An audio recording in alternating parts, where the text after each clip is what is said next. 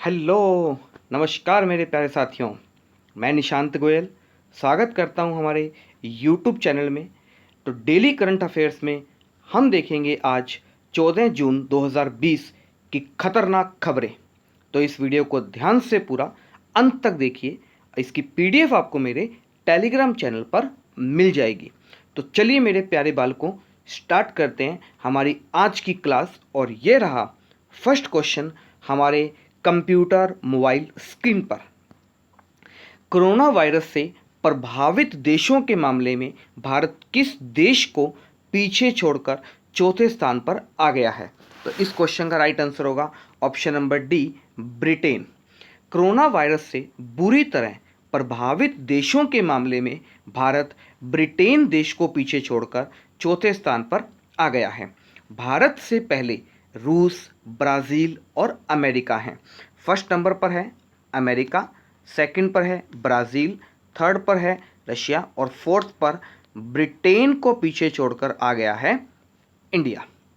कुछ और important fact की बात करें साथियों, तो बात करते हैं सबसे पहला मरीज कहाँ पर मिला। सबसे पहला मरीज कौन से राज्य में मिला था? तो केरल में मिला था। सबसे पहली मौत कहाँ पर हुई थी कोरोना के कारण, कोविड-19 के कारण? तो वो हुई थी कर्नाटक के अंदर। सबसे पहले कर्फ्यू कौन से स्टेट ने लगाया था? कर्फ्यू लगाने वाला राज्य है पंजाब। बात करें लॉकडाउन, लॉकडाउन लगाने वाला राज्य कौन सा बना है? तो वो बना है राजस्थान। महामारी, महामारी घोषित करने वाला पहला राज्य कौन बना है? महामारी घोषित करने वाला राज्य बना है हरियाणा। ये भी आपको साथियों ध्यान रखना है। नेक्स्ट क्वेश्चन पे चलते हैं साथियों। ब्रिटेन की सरकार ने लंदन के साउथ हॉल स्थित सर हेनरी हैवलॉक सड़क का नाम बदलकर किसके नाम पर रखने की घोषणा की है? तो इस क्वेश्चन का राइट आंसर होगा option number B, Guru Nanak मार्ग। ब्रिटेन की सरकार ने लंदन के साउथ हॉल स्थित सर हेनरी हैवलॉक सड़क का नाम बदलकर गुरु नानक मार्ग रखने की घोषणा की है।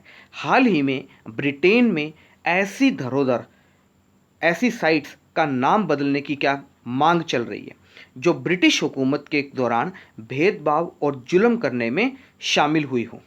तो ब्रिटेन का नाम आया है। ब्रिटेन की बात करें तो ब्रिटेन की कैपिटल है साथियों लंदन। ब्रिटेन की कैपिटल है लंदन और इसकी करेंसी है पाउंड।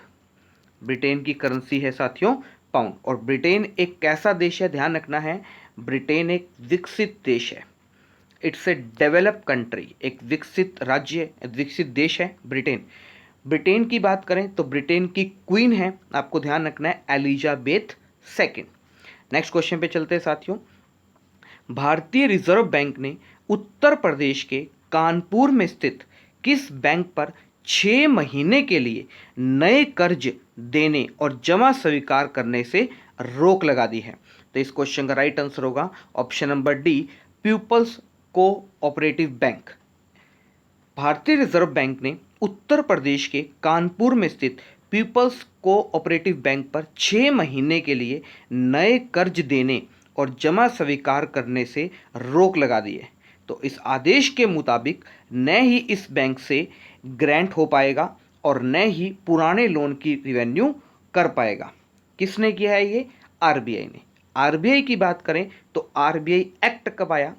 आरबीआई एक्ट 1934 में आया था। और आरबीआई की जो स्थापना हुई थी कौन सी कमेटी की रिकमेंडेशन पर हुई थी?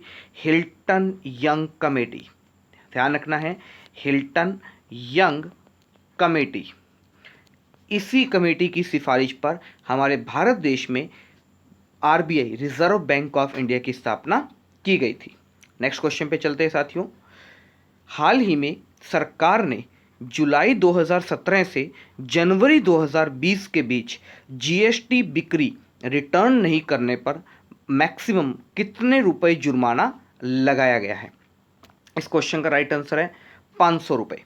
जीएसटी परिषद की 40वीं बैठक में जुलाई 2017 से जनवरी 2020 के बीच जीएसटी बिक्री रिटर्न नहीं भरने पर मैक्सिमम 500 रुपये जुर्माना लगाने का विचार किया गया है।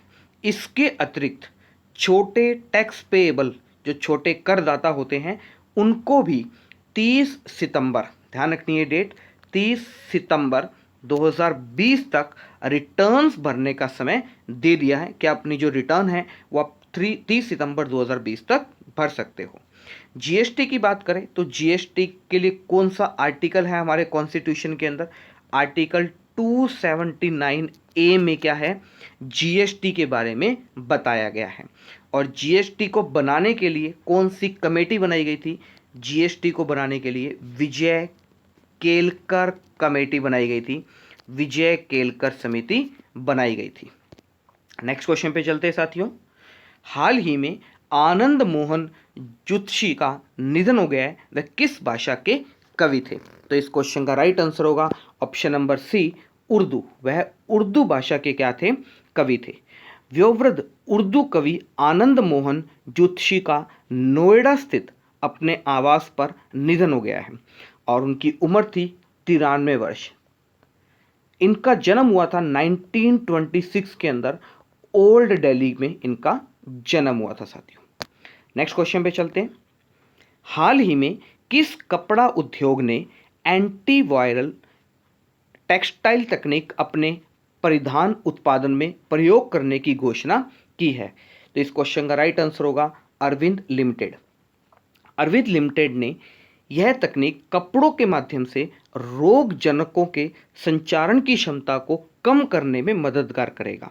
आपने देखा होगा हमारे कपड़ों में कई बार कीड़ा लग जाता है या वायरस आ रहे हैं, वायरस हमारे कपड़े से हमारी बॉडी में आते हैं, तो उस चीज़ की रोकने के लिए एंटीवायरस टेक्सटाइल तकनीक में किस चीज़ का यूज़ किया गया? तो टेक्निक है HEIQ वायरो ब्लॉक का प्रयोग किया जाता है, जो वस्त्रों पर, जो कपड़ों पर वायरस को रोकते हैं और संपर्क में आने पर वायरस को मार देते हैं। तो ये एक टेक्निक है जिसमें कपड़े के प्रोडक्शन के समय, कपड़े के डेवलपमेंट के लास्ट मूवमेंट पर उसे कपड़े के साथ जोड़ दिया जाता है, जिससे कोई वायरस है, कोई बैक्टीरियाज हैं, वो हमारे शरीर तक नहीं पहुंच पाते। कपड़ा उन्हें रोकने का काम करता है।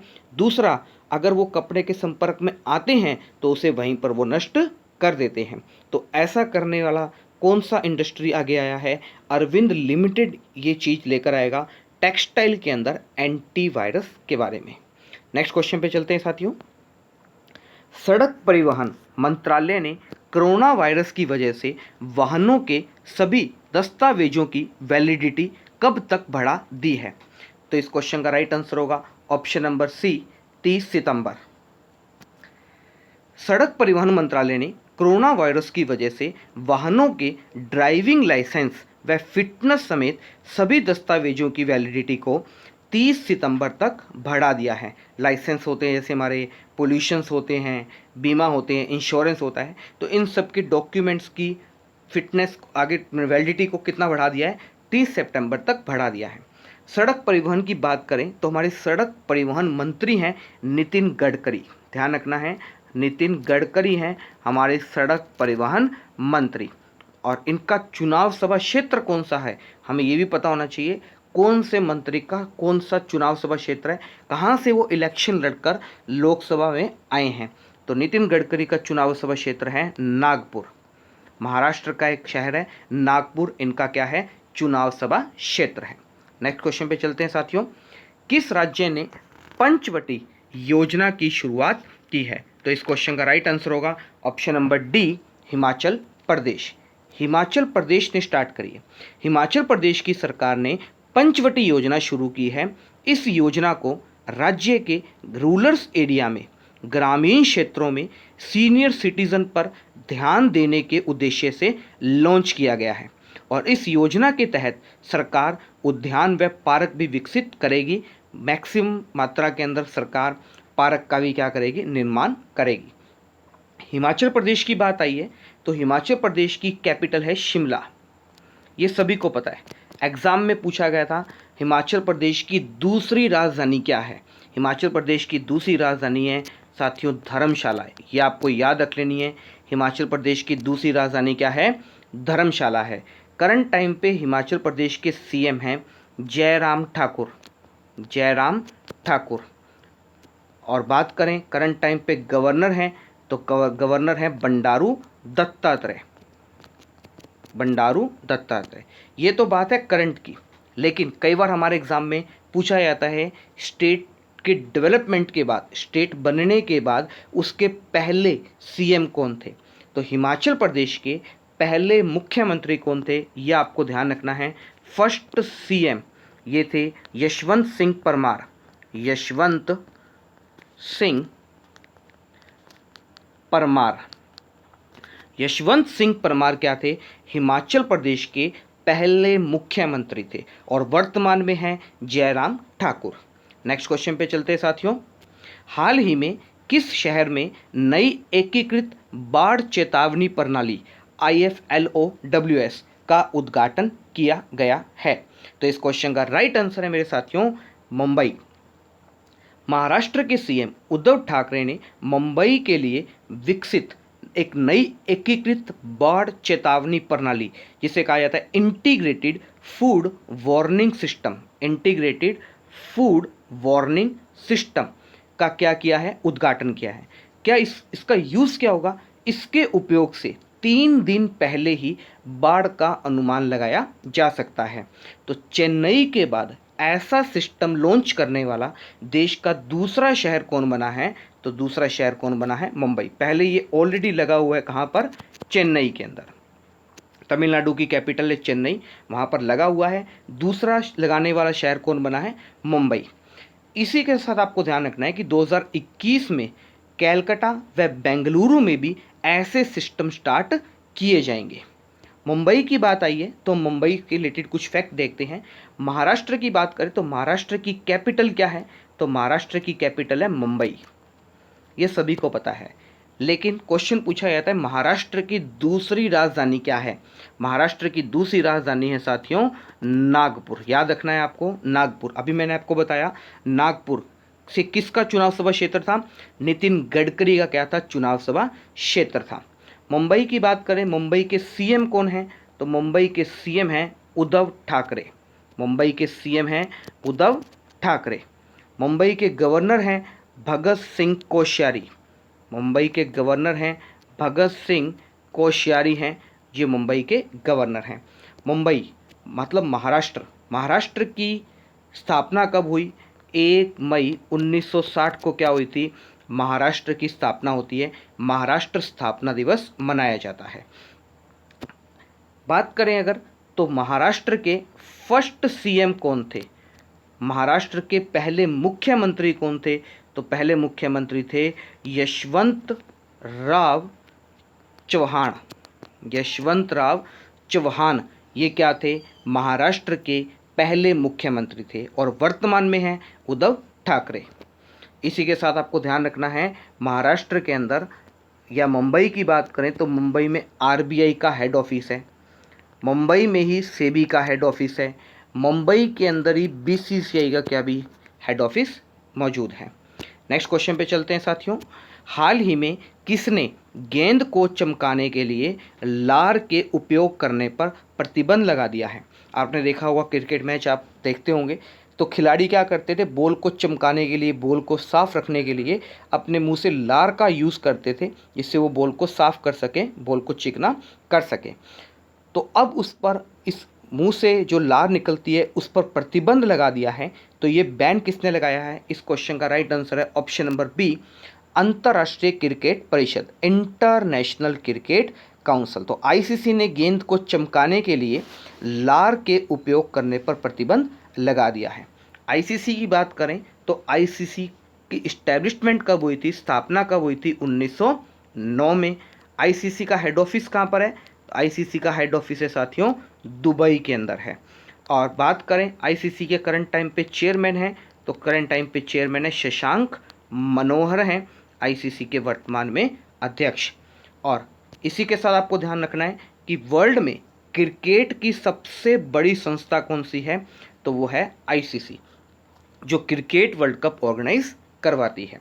तो आपको पता होना चाहिए नेक्स्ट क्रिकेट वर्ल्ड कप 2023 में कहाँ पर होंगे, तो ये होंगे इंडिया के अंदर खेले जाएंगे 2023 के क्रिकेट वर्ल्ड कप।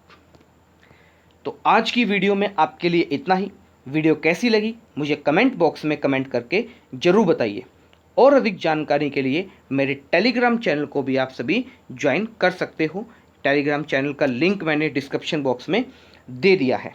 तो मेरे प्यारे प्यारे साथियों, मेरे प्यारे बालकों, खुश रहें, स्वस्थ रहें, घर पर रहें। धन्यवाद।